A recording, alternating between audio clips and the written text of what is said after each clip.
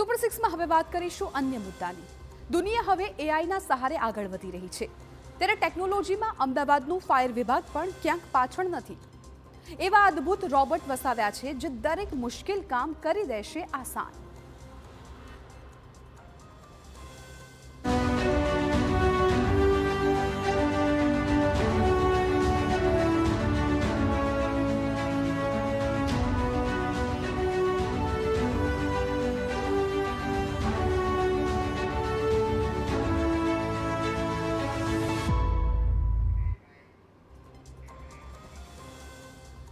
Ahmedabad fire વિભાગ હવે પાણીની અંદર પણ ઝડપથી અને સુરક્ષિત રીતે રેસ્ક્યુ કરી શકશે।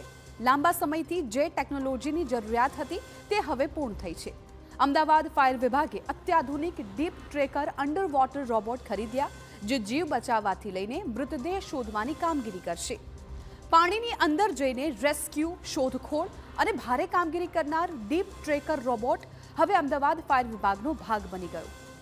અગાઉ આવી કામગીરી માટે ખાનગી વ્યક્તિઓ પર આધાર રાખવો પડતો હતો, પરંતુ હવે ફાયર વિભાગ પાસે પોતાની આધુનિક સુવિધા ઉપલબ્ધ છે।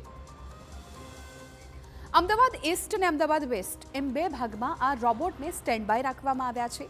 કોઈ પણ વસ્તુ, મૃતદેહ અથવા તો મહત્વપૂર્ણ પુરાવા શોધીને પાણીમાંથી બહાર લાવવામાં આ રોબોટ મહત્વની ભૂમિકા ભજવશે। રિવરફ્રન્ટ પરના ફાયર વિભાગના કર્મચારીઓને ખાસ ટ્રેનિંગ પણ આપવામાં આવી રહી છે। આપને આ રોબોટનો ડેમો પણ અમે સ્ક્રીન પર હવે બતાવીએ। પહેલા કોઈની મદદે આવતું હોય તો તે ફાયર વિભાગ છે, ને એટલા માટે જ ફાયર વિભાગ અદ્યતન હોય તે ખૂબ જરૂરી છે। અને અમદાવાદ ફાયર વિભાગની વાત કરવામાં આવે તો આ ફાયર વિભાગને વધુ હાઈટેક ટેકનોલોજી સાથે સજ્જ કરવામાં આવ્યું છે। આપ સીધા જ દ્રશ્યમાં જોઈ રહ્યા છો ડીપ ટ્રેકર મશીન કે જે ફાયર વિભાગને આપવામાં આવ્યું છે। બે મશીન છે જે વસાવવામાં આવ્યા છે। ખાસ કરીને અનેક એવી હોનારત હોય કે પછી જે મુખ્ય ગુનાઓ બનતા હોય છે તેને સંલગ્ન બાબતો હોય, તેમાં આ રોબોટ છે, આ ટેકનોલોજી છે તેની ખૂબ જરૂર છે તે પડતી હોય છે। ખાસ કરીને મોરબી બ્રિજ દુર્ઘટનાની વાત કરવામાં આવે કે પછી અન્ય જે હરણી બોટ દુર્ઘટના છે, અથવા તો પછી તાપી નદીમાં જે પ્રકારે હથિયારો શોધવામાં પણ આ રોબોટની મદદ લેવામાં આવી હતી, ત્યારબાદથી જ અમદાવાદ મ્યુનિસિપલ કોર્પોરેશન અને ફાયર વિભાગને આ રોબોટ મળે તેવા પ્રયાસો ચાલતા હતા અને આખરે આ બે રોબોટ એએમસી ફાયર વિભાગને મળી ચૂક્યા છે। ત્યારે ફાયર વિભાગના અધિકારી આપણી સાથે હાજર છે, સીધા તેમની સાથે વાત કરીશું। સર, ખૂબ જ જરૂરી આ ટેકનોલોજી છે તે ફાયર વિભાગને જોઈતી હતી, આખરે મળી ચૂકી છે, કેટલો લાભ થશે? અમદાવાદ ફાયર બ્રિગેડ ડિપાર્ટમેન્ટની જે emergency water rescue operation team છે તે અલગ અલગ જગ્યાએથી સર્વેલન્સ અને રેસ્ક્યુ કરતી હોય છે, પણ ખાસ કરીને અમદાવાદ શહેરની અંદર જેટલા પણ પાણીના રેસ્ક્યુ કોલ હોય છે, વોટર રેસ્ક્યુ કોલ, એમાં અમારી અમદાવાદ ફાયર બ્રિગેડની સ્પેશિયલ ટીમ છે જે કામગીરી કરતી જ હોય છે। પણ આ એક રોબોટ ટેકનોલોજી એવી છે કે જે 150 મીટર ડેપ્થમાં જઈને 150 મીટર આગળ જઈને કોઈપણ બોડી કોઈપણ એવા ટ્રેપ્ડ લોકેશન્સમાં હોય ત્યારે તેને સર્વેલન્સ કરે છે અને તેનું રેસ્ક્યુ ઓપરેશન કરે છે। તો it will be very useful for our emergency rescue operation team. અને ખાસ કરીને કોઈ પણ જગ્યાએ કોઈ પણ વસ્તુ કે બોડી પડી હોય ત્યાં જઈને સર્વેલન્સ કરીને તેનું લોકેશન્સ માપશે અને તેનું રેસ્ક્યુ ઓપરેશન કરશે। અમદાવાદ ફાયર બ્રિગેડની આ જે ટીમ છે તેને ખૂબ જ આનાથી સરળતા પડશે। ખાસ કરીને વિશેષ ટ્રેનિંગની પણ જરૂર પડતી હોય છે, તેના કારણે કેટલા સજ્જ જવાનો છે તેને કરવામાં આવે છે? અમદાવાદ ફાયર બ્રિગેડના 19 ફાયર સ્ટેશનમાંથી દરેક ફાયર સ્ટેશન્સમાંની એક ટીમ બનશે અને એના વોટર રેસ્ક્યુ લીડર્સની જે ટીમ છે અમારી ઓલરેડી મિસ્ટર ભરત માગેલાની, એ લોકો અલગ અલગ જગ્યાએ ટ્રેનિંગ આપશે અને ખાસ કરીને ઇમરજન્સી રેસ્ક્યુ ઓપરેશન થઈ શકે, સર્વેલન્સ થઈ શકે, ટ્રેપ થઈ શકે, એનું ડીપ ટ્રેકર જેનું નામ છે, આ રોબોટની ટેકનોલોજીથી આપણને ખૂબ જ સરળતા મળશે। સ્વાભાવિક રીતે રોબોટ ટેકનોલોજીથી સરળતા મળશે અને આ જ એ ફાયર વિભાગની ટીમ છે કે જે સતત સાબરમતી નદીના કોઈ પણ પ્રશ્ન હોય કે પછી ગુજરાત રાજ્યમાં નદી અથવા તો પછી પાણી સંબંધિત કોઈ સમસ્યા હોય તો તેમાં જ્યારે આ જવાનોની જરૂર પડે છે, જ્યારે ટેકનોલોજીની જરૂર પડે છે, ત્યારે કોઈ પણ પ્રકારની રાહ જોડાવ્યા વિના સત્વરે આ જવાનો છે તે લોકોની મદદે પહોંચે છે, લોકોની વહારે આવે છે। ત્યારે આ ટેકનોલોજીની મદદથી ફાયર વિભાગના હાથ છે તે વધુ સશક્ત થશે। કેમેરા પર્સન દીપક સેન સાથે રોનક વર્મા, TV9 અમદાવાદ।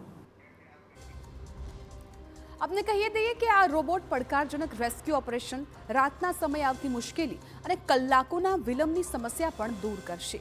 તમામ સમસ્યાના ઉકેલ તરીકે હવે ફાયર વિભાગને ડીપ ટ્રેકર મળ્યું છે, જે નદી, કેનાલ જેવા ઊંડા પાણીમાં પણ ઓપરેટ થશે અને રાતના અંધારામાં 4K કેમેરાને કારણે ક્લિયર વિઝન આપશે। તરવૈયાઓની જેમ આ રોબોટને સાપ કે અન્ય જીવજંતુની સમસ્યા પણ નથી નડતી। હવે આ રોબોટની કેટલીક ખાસિયતો છે એ અમે આપને જણાવી રહ્યા છીએ। નદી, ડેમ કેનાલમાં 200 મીટર નીચે આ રોબોટ જઈ શકે છે. રાતના સમયે પણ રેસ્ક્યુ કરી શકે છે. 200 મીટરની ઊંડાઈએ 120 મીટરની ત્રિજ્યામાં સ્કેન પણ કરી શકે છે અને આ સાથે જ 100 કિલો સુધીનું વજન પણ આ રોબોટ ઊંચકી શકે છે. નદી હોય કે ઊંડા પાણી હોય, તેમાં જે ફેંકેલા હથિયારો હોય છે એ હથિયારો શોધવામાં પણ આ રોબોટ હવે મદદ કરશે. ખાસ તો 4K કેમેરા હોવાથી પાણીમાં પણ ક્લિયર વિઝન છે. નદી કેનાલમાં ડૂબેલા લોકોને શોધવામાં સાંજના સમય પર ખૂબ મુશ્કેલી આવતી હોય છે અને એવામાં આ રોબોટ ખૂબ જ કામગીરી કરવાના છે અને કારગર નીવડવાના છે. કોઈ વસ્તુ શોધવામાં પહેલેથી જ ખાતરી કરી શકાય કે ઓબ્જેક્ટ છે ક્યાં. ગુનેગારોએ નદીમાં ફેંકેલા હથિયારો પણ આ રોબોટ હવે શોધી કાઢશે.